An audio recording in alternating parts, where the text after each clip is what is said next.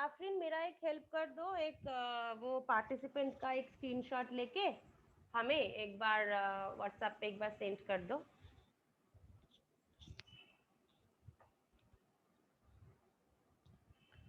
Okay. So I think yesterday we stopped at the concept of software development life cycle, right? I was telling about the introductory part about. Okay, so my voice is audible and this whiteboard is visible to all, right? Yes, ma'am. Okay. So yesterday we stopped at the introductory part about this software development life cycle. So we were studying that why this documenting thing was important, why like adhering to a specific life cycle model is important. Then we were studying like what is the concept behind this term, that programming in the small and programming in the large. Why programming in the small concept may work sufficiently good without referring to any document as well, but why programming in the large topic it definitely requires some documents and all. So this was all about this document process. Now the question which may arise is, why do we need to document the development process? Why these so many stages we need to document it?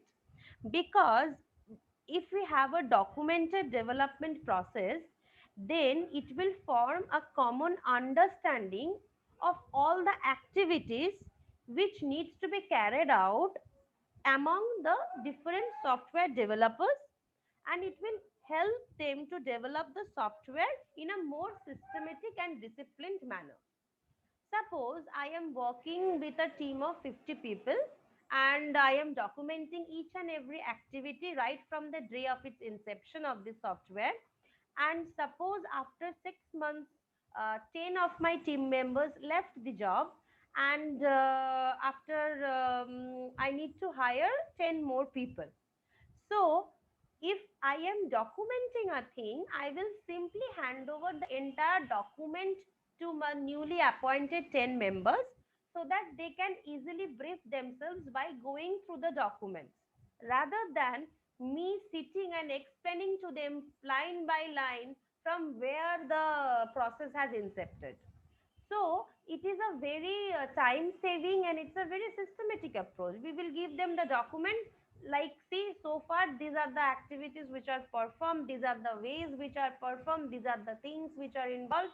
You study this thing, and in case of any query, then you reach out to me.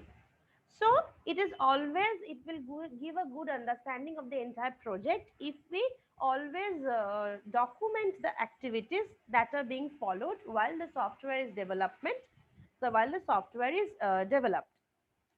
So this documented development process model, it will help like us to prevent the misinterpretations that might occur when the development process is not like properly documented. So if I am not documenting something, that may happen that few things which I myself had understood, I have not documented, and some other person comes and he is not being able to understand, because according to his assumptions he is not being able to understand my assumptions, right? So in order to identify the inconsistencies, in order to reduce or identify the redundancies, in order to prevent the misinterpretations, for all these things we need to process, or we need to document the processes, and also we need to document the entire software development process. Now this is known as software development lifecycle process model. Is this thing clear? Yes or no? Yes, ma'am. Okay. Yes, ma'am. Next is a term which you will hear a lot of times, is the phase. Oh, sorry.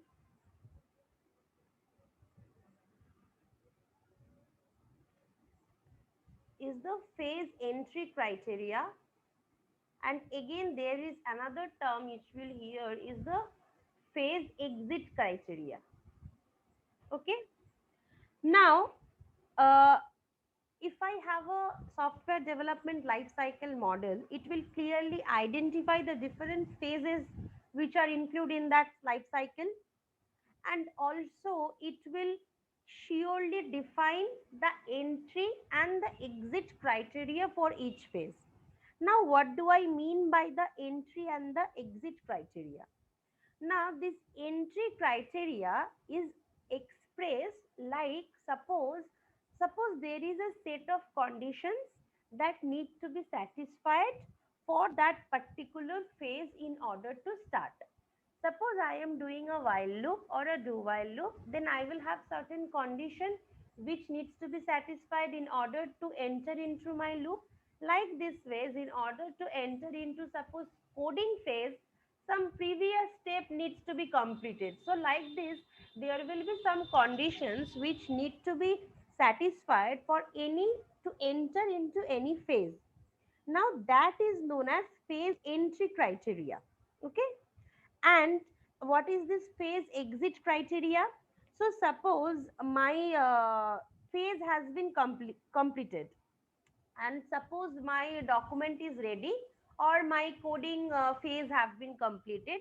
So there also must be some criteria from which we will be able to identify that whether that phase is complete or not, because it is not an everlasting like process, right? So suppose I am making a program, and I will check that whether this program will print all the even numbers between 1 to 50. So after I reach 50, my program should stop. I should stop checking. So likewise, there should also be some exit criteria for any like software requirement specification phase, and that needs to be reviewed entirely. And this phase entry criteria, phase exit criteria, all these things are documented in the SRS document, that is the software requirement specification document. Now, throughout this entire subject, you will be hearing this SRS document term a lot of times, because this is the most pivot element for any software development process, because this document, it maintains or it contains all the requirements that the customer or the client is expecting from the company in the form of this software service or software product to be built. So when I will have this SRS document, all the criterias will be defined, and I need to document it properly. I need to be reviewed internally as well. And this review and this thing, it needs to be approved by the customer. So only after one phase is complete, we can start with the another phase. Or after one phase is complete or another phase is complete, then we can integrate two phases and we can say that my product is ready. So this is the concept about like the phase entry and exit. Now if the entry and exit criteria for the different phases, they are not well defined, then that would leave like enough space for misunderstanding, because this will create a miscommunication in starting, like when to start a phase, when to end the phase, and a lot of confusion will be created among the developers, right? So this is the reason that whether a phase is complete or not, this needs to be properly documented in the SRS document, and with compliance to the document, we need to properly check that whether it is okay or not. Okay. Now this was the concept about the introductory concepts about this module. Now this life cycle model, which I am telling a lot of times, software development life cycle model, lot of models are there, because there needs to be certain models, right, with which we follow in order to make our document. So if I talk about the software life cycle models, basic models are, suppose this waterfall model, then there is rapid application development model, then there is agile development models, then there is spiral model. Okay, So a lot of models are there. Inside waterfall model, there is classical approach, there is iterative approach, there is prototype approach. So a lot of things are there. So one by one, we will be starting off with now studying the different software models. Okay.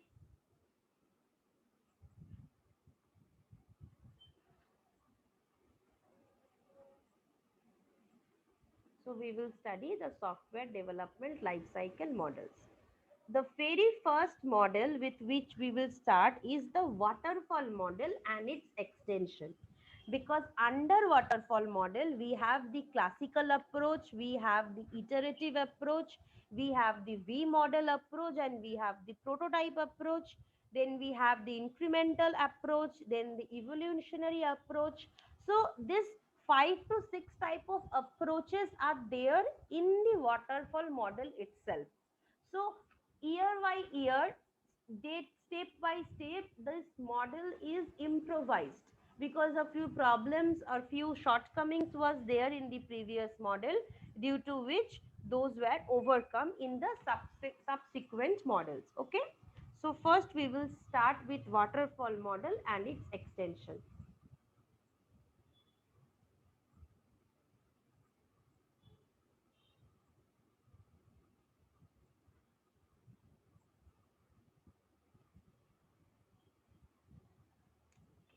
1 minute, please.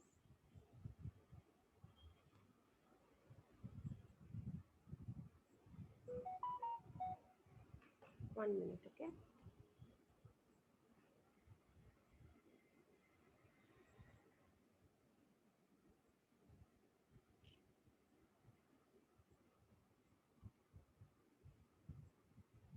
Okay. So this waterfall model and its ah, this waterfall model, it was extremely popular. Like it started in the 90s, in the 90s, 70s. It started, and it is still very much in use across the different development projects. Now, it may happen that the classic waterfall model is not used, but the various improved versions of the waterfall model, it is very much common nowadays also. So the it is very much easy to understand. It is very much easier for the development team as well as for the users to understand this waterfall model. So over the years, even if this model is extended, still, if you see, in most of the software organizations, even if they follow some other model to build the software, but while documenting, waterfall model is always used while documenting the activities, because in waterfall model, the graphical representation and the pictorial representation is very much easier to understand from the user perspective and from the development team perspective also. Okay. So first, let us study what is the classical waterfall model.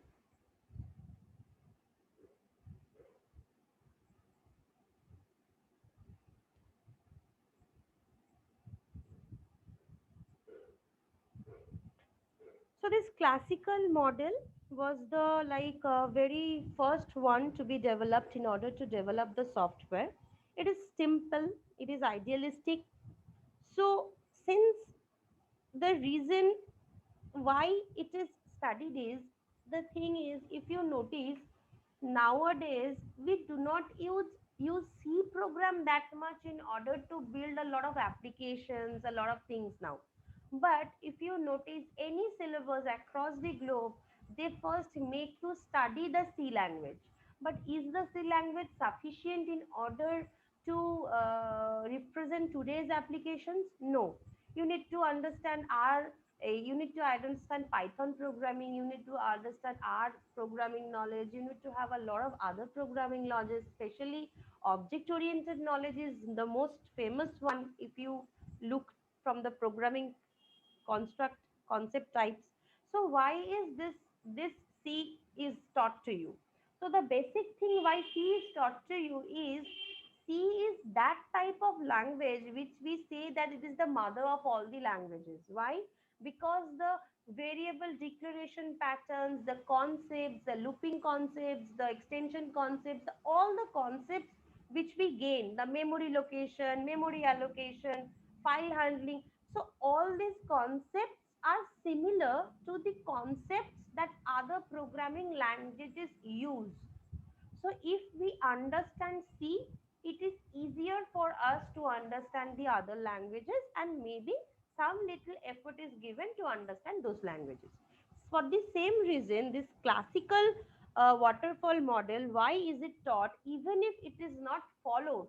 Because all other life cycle models, they can be thought of as a being extension of this classical waterfall model.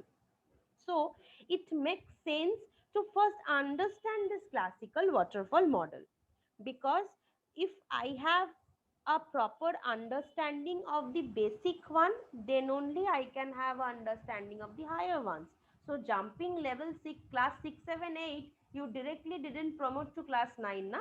So level by level, if we go on studying, then only we can understand the higher versions. So this is the reason why even if it is not followed nowadays, it is taught to you. Okay. So what happens in classical waterfall model? I will draw the picture now.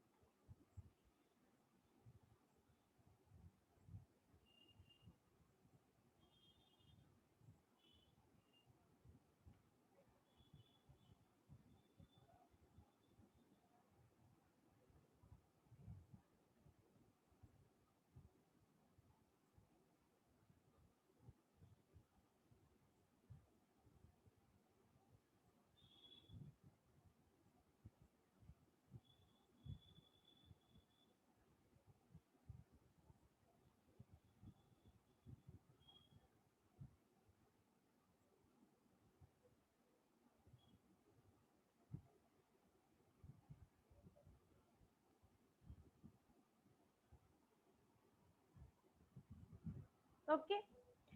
So this is the entire figure of a classical waterfall model. Okay. So this divides the life cycle of the entire product into a set of phases. Okay.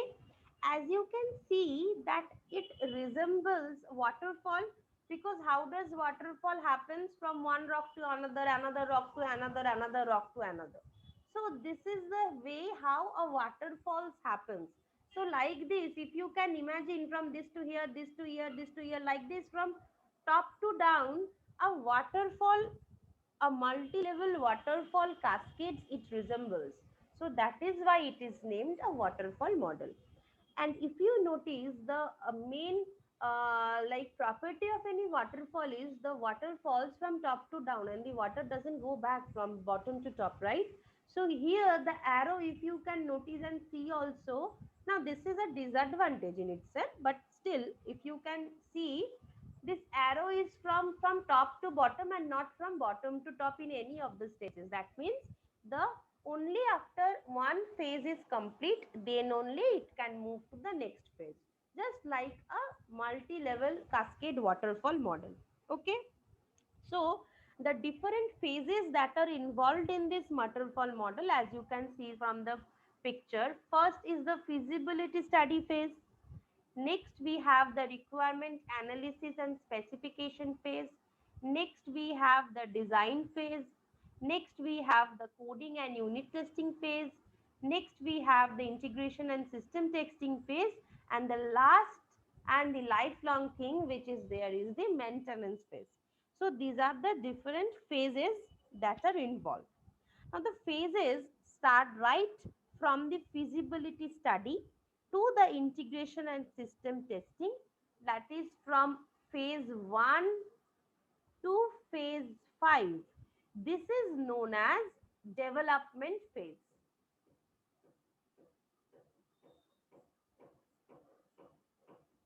This is known as development phase. Okay.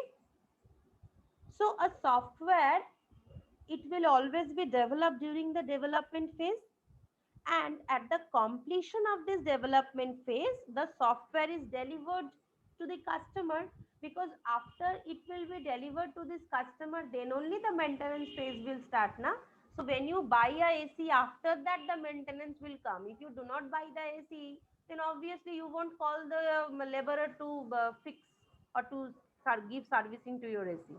So after this product is or the software is delivered to the customer, then only this maintenance phase will start.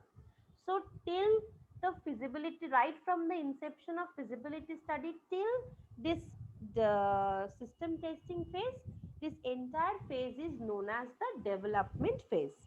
Okay. So after the delivery of the software, the customers they start to use the software, and this will like signal that the commencement of the operation phase has started, or and as the customers they will start to use the software, then changes to it become necessary also. That is, suppose you have asked for a attendance system to be built by a company. That company had made an attendance system as delivered to you. So you have started using that, but in real time you are seeing that some bugs are happening. Then you would want the company to fix the bugs. Then you are saying that you are thinking that fine, it is working fine, but a lot of users they are suggesting that if I do this extensions to this app, then the customers will be more benefited. Then you will want the extra feature extensions to be added. Fine. So when you are expecting these things, that is the bugs need to be fixed, the a few extensions need to be incorporated, then we say that the maintenance phase will start. Fine. So the last phase of any development process is the maintenance phase of this life cycle process. Okay. And since I have told yesterday as well that this maintenance phase, it is the longest phase of any software development process. So two phases are the most longest one, the maintenance phase, and just below this phase is this system testing phase. Testing phase takes the longest amount of time, and maintenance phase also will take the longest amount of time. Okay.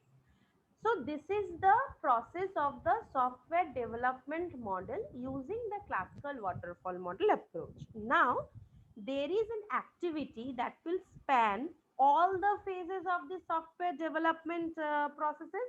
Now, this is known as project management. That is, since it will it will cover up the project duration, it will cover up the how many number of people is involved, which amount of time is dedicated to which part, parallelly how many phases are we running, then at which point of time we will integrate which phase with which phase, then to build. So all these things need to be managed. So project management also is a very important activity in the life cycle of any software, be it a service oriented software or be it a product oriented software. Okay. So the different life cycle phases that you are seeing, they can require different amount of efforts to put in by the development team. Okay. But if you notice, 60% of the time is involved in maintenance, and next highest amount of time is, or the maximum effort of the development team is integrated in the testing phase. So there is one graph which shows Like this will show you the phases, and this will show you the effort, that is the percentage of effort, and it is seen that phase 1 requires very less, then there is phase 2, then there is phase 3, then there is phase 4, and then comes like this.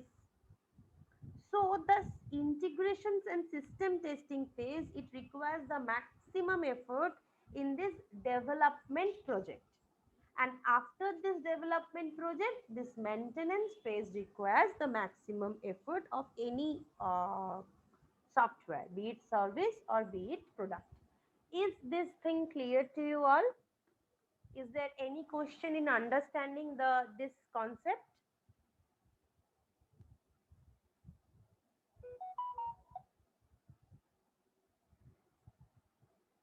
Anyone, is there any question or any problem in understanding the concept?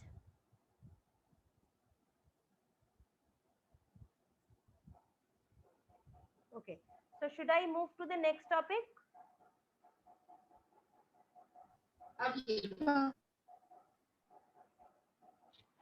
So far we have seen an overall representation of the king. Now, phase by phase, we will go deeper and deeper into the topic. So the first phase was feasibility phase.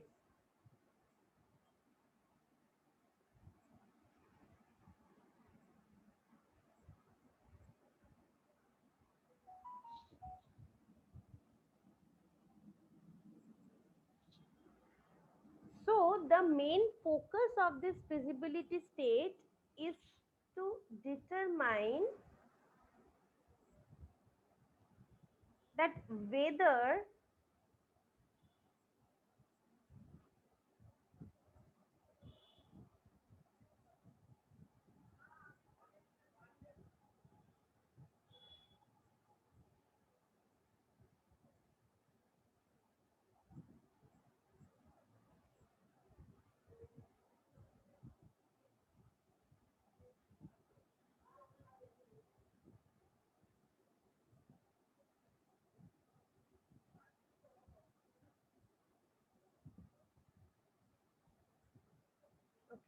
okay, let me share your attendance first.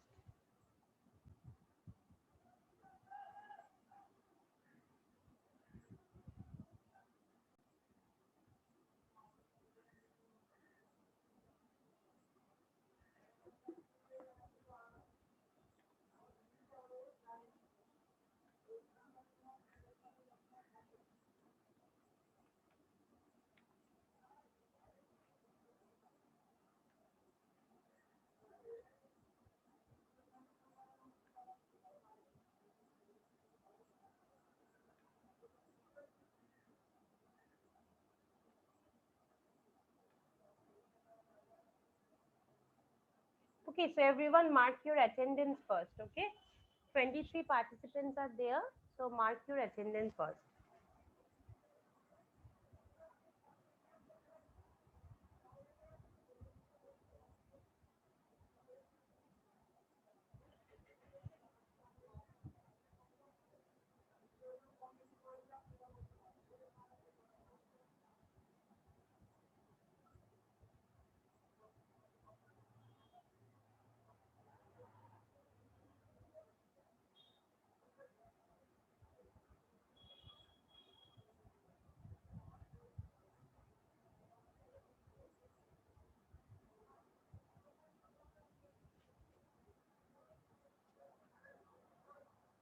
So everyone is able to mark their attendance?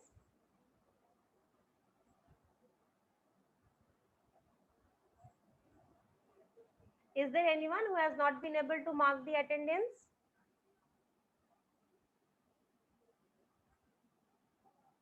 Okay, so I will stop the share now, okay? Fine.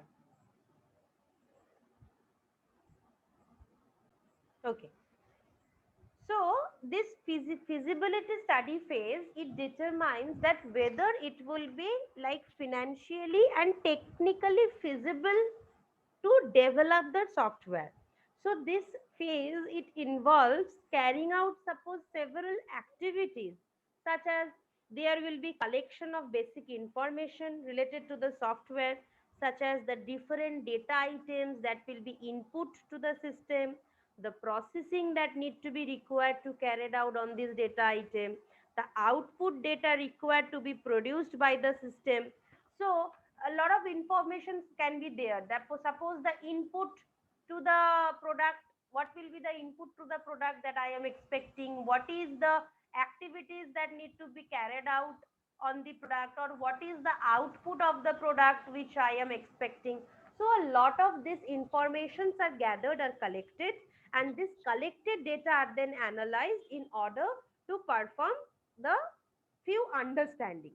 Now what are those understanding? We will discuss it now. First, the understanding which needs to be required is that overall understanding of the problem. Now, after gathering the information, I need to jot down a few things so that I can make a decision, right? So, first is overall understanding of the problem. That is, it is necessary to first develop an overall understanding of what the customer requires to be developed. So for this, only the important requirements of the customer need to be understood, but the detailing is not required. Suppose for the first, suppose I want, my customer wants something. So first I will ask him that what are you expecting us? That is, what is the app that you want us to design will work for? That much query I will ask. I will not ask him that okay, you want this GUI or you want that GUI, you want this buttons or you that want that buttons. We won't be confusing the customer. So first, that team needs to understand that what on the basic level the customer is expecting to develop that. Okay. So next, what the team will do next, he will formulate the various possible strategies for solving the problem. So formulate the various possible strategies for solving the problem.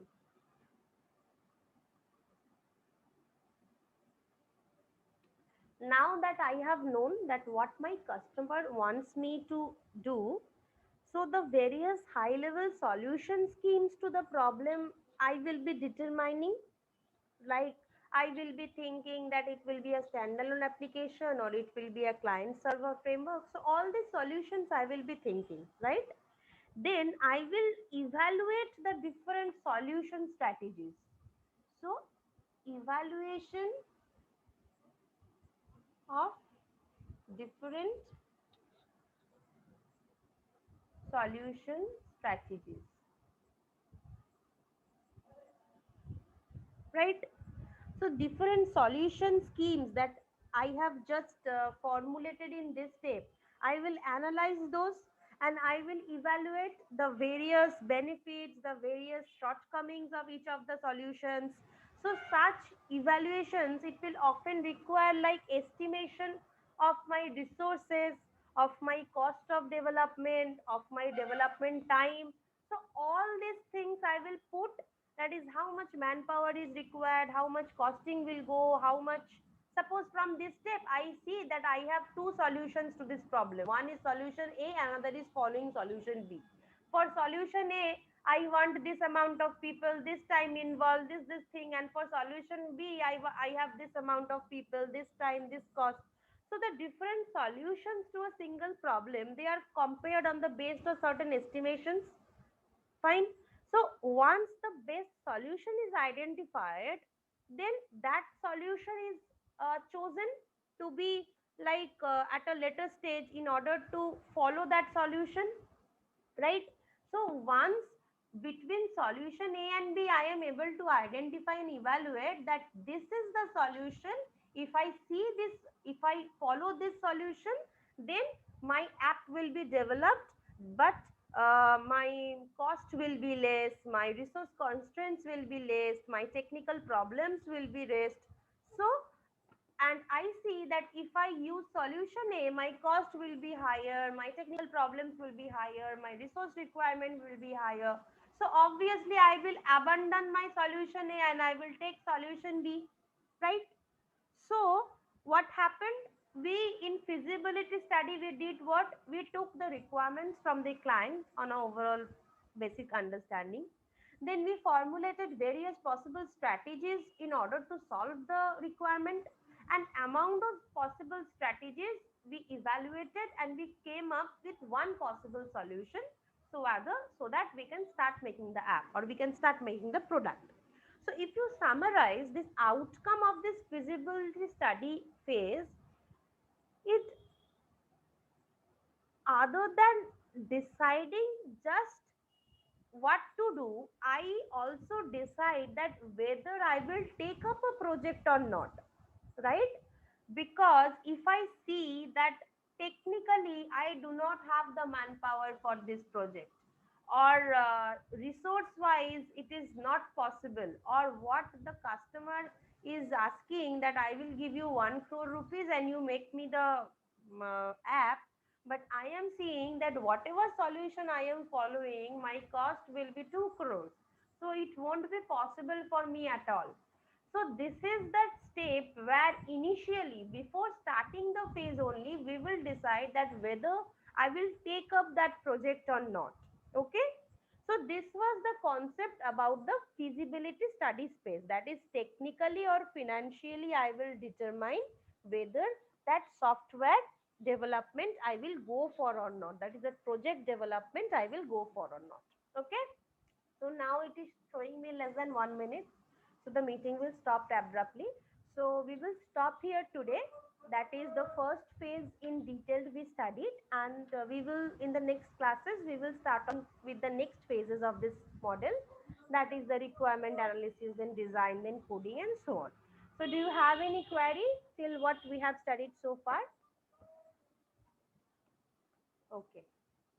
So thank you so much for attending the class. Thank you.